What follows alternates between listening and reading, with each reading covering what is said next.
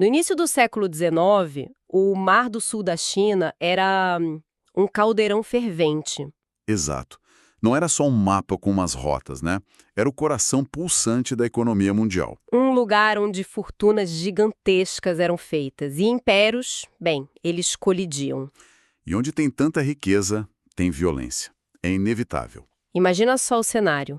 Navios de todas as nações, sabe? Carregados de seda, especiarias, ópio, e navegando sob ameaça constante de tempestades e, pior, de piratas.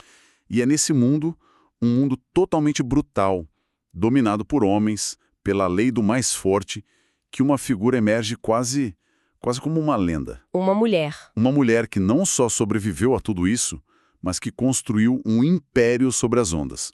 A gente está falando de uma comandante que liderou uma frota tão vasta que fazia as marinhas oficiais da China e até das potências europeias parecerem pequenas. Exato. E é aqui que a nossa análise de hoje vai fundo. A grande pergunta não é só quem foi Qin Shi, mas como. Como, né? Como uma mulher que começou a vida num bordel flutuante se torna a arquiteta de um verdadeiro Estado pirata. Como ela conseguiu desafiar, humilhar e, no final, negociar de igual para igual com o Império Chinês. É uma história que força a gente a questionar aquela linha tênue que separa um pirata de um governante. Prepara porque o que a gente vai contar hoje muda o jeito como a gente enxerga o poder. Tudo começa de forma bem anônima, como muitas grandes histórias. A juventude dela é um mistério, mas os registros indicam que ela trabalhava em Cantão, num daqueles famosos bordéis flutuantes. E foi lá que o destino a colocou no caminho de Zheng Yi, que já era um temido comandante pirata. Ele se casa com ela, mas aqui, olha só, aqui está o primeiro detalhe crucial que quase ninguém sabe. Não foi um casamento comum. Não mesmo. Não era sobre posse e status. As fontes são bem claras. Desde o primeiro dia, Qin Shi era uma parceira de negócios. Ela não ficava nos aposentos do navio. Ela estava na sala de estratégia, sabe? Participando ativamente do planejamento, da administração, de tudo. O que, vamos combinar, para a China do século XIX é algo extraordinário. Uma mulher sendo uma peça central na liderança de um grupo tão patriarcal. Isso já diz tudo sobre a inteligência dela. Com certeza. O Zheng Yi deve ter visto nela não apenas uma esposa, mas uma mente estratégica que ele não podia se dar ao luxo de ignorar. Ela era o maior trunfo dele. Talvez ele fosse a força bruta, o rosto, mas ela já era o cérebro por trás de tudo. E a prova de fogo veio em 1807. No auge do poder deles, Zheng Yi morre de repente, num tufão. E aí o caos se instala. Imagina a cena. O líder carismático se foi. Um vácuo de poder colossal. Centenas de navios, milhares de piratas ambiciosos. A lógica dizia que a confederação ia se despedaçar em dias. Era o cenário perfeito para o fim. Qualquer analista político diria que a aliança estava morta. O poder se baseava na lealdade a um homem. E esse homem... estava morto. Mas Qin Shi não perde um segundo. Ela age.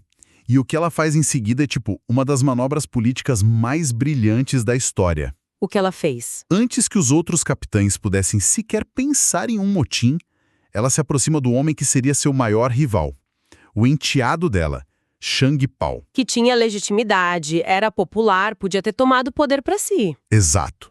Mas em vez de lutar contra ele, ela o transforma em seu aliado. Algumas fontes dizem até em amante. Ela o promove a comandante oficial da frota, mas sob a condição de que ela manteria a autoridade final. Ela deu a ele o título, mas manteve o poder real. Genial.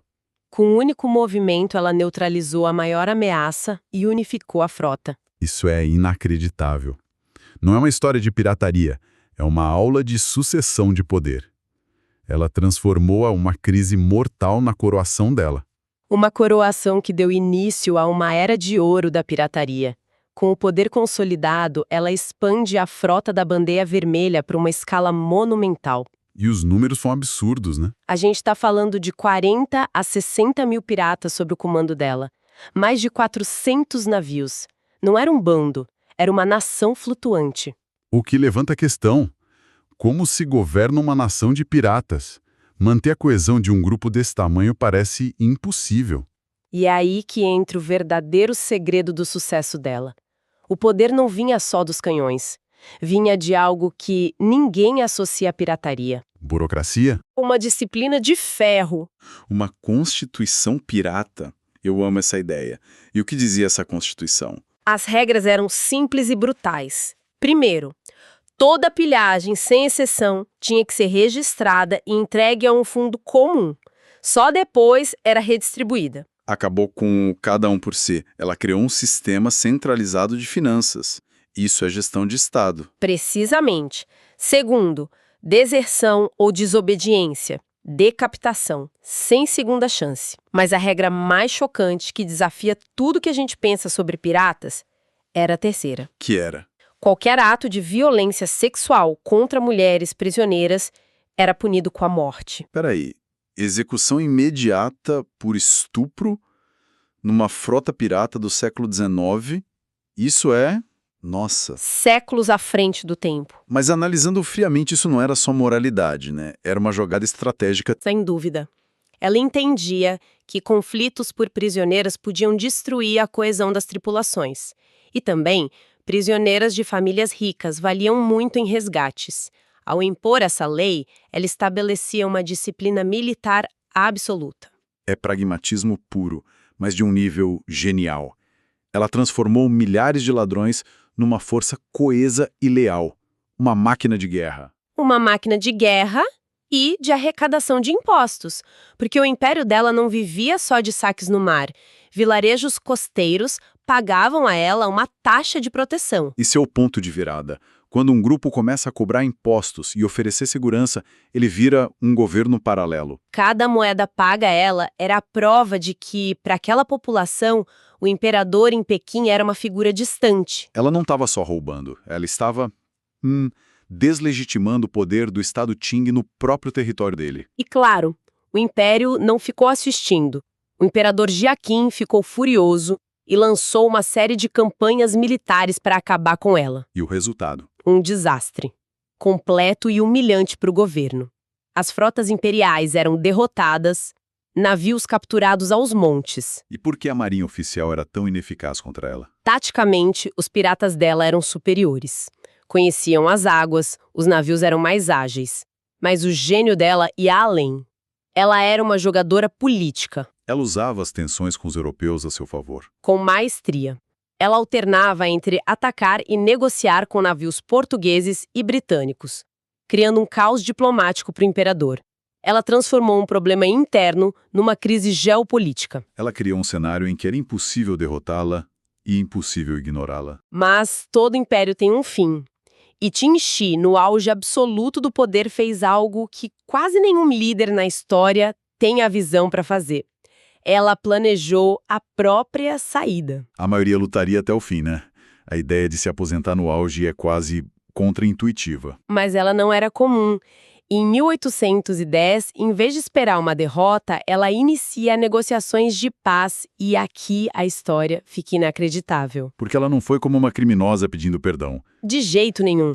Ela foi como a rainha de uma potência rival ditando os termos. E os termos que ela conseguiu. Isso muda tudo. Vamos lá. Primeiro, anistia total e completa para ela e para todos os seus milhares de seguidores. Ok, isso já é generoso, mas compreensível.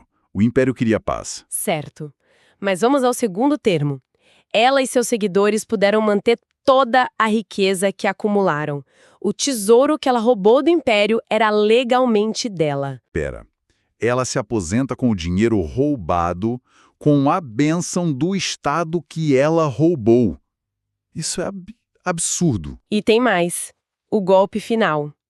Como parte do acordo, muitos de seus piratas foram integrados à Marinha Imperial Chinesa, recebendo cargos e salários do governo. Não é possível. Alguns até foram encarregados de caçar outros piratas. Pense no que isso significa. Ela não foi derrotada. Ela forçou o Estado a absorver a estrutura de poder dela. Ela transformou inimigos do Estado em agentes do Estado. É um dos maiores triunfos políticos que eu já vi. E o que aconteceu com ela depois? Ao contrário de qualquer outro pirata famoso que terminou na forca, Ela teve uma aposentadoria pacífica e luxuosa. Ela venceu o jogo. Abriu uma casa de jogos, viveu como uma empresária rica e respeitada até os 69 anos. Morreu na própria cama. O que nos leva a uma questão fundamental. Por que uma história tão épica é tão desconhecida no Ocidente? Por que todo mundo conhece o Barba Negra, que foi um pirata relativamente pequeno, e quase ninguém conhece Xinxi? É a grande pergunta, né? Acho que tem algumas camadas aí. A primeira e mais óbvia é que a história que a gente conhece é muito eurocêntrica. E a segunda camada é, sem dúvida, o gênero. A história é escrita por homens sobre homens. Ela não se encaixa no arquétipo. De forma alguma, ela não era uma donzela em perigo nem uma femme fatal. Ela era uma estrategista, uma administradora, uma comandante implacável. Ela foi mais do que uma aventureira. É uma jornada impressionante. De um bordel flutuante à comandante suprema da maior armada pirata que o mundo já viu e, finalmente, a uma matriarca de negócios. Xinxi foi uma das comandantes navais mais bem-sucedidas de todos os tempos. Que nos deixa com um pensamento final. Dizem que a história é escrita pelos vencedores. Mas o que acontece quando a fora da lei não vence pela força, mas negocia os termos da própria vitória, a ponto de ser absorvida pelo sistema que combateu? Uma boa reflexão. Talvez a linha que separa o pirata do governante não seja definida pelas ações, mas por quem, no final, tem o poder de legitimar o próprio legado. E Xinxi não só legitimou o poder dela, ela forçou o maior império do mundo a carimbar e aprovar essa legitimidade.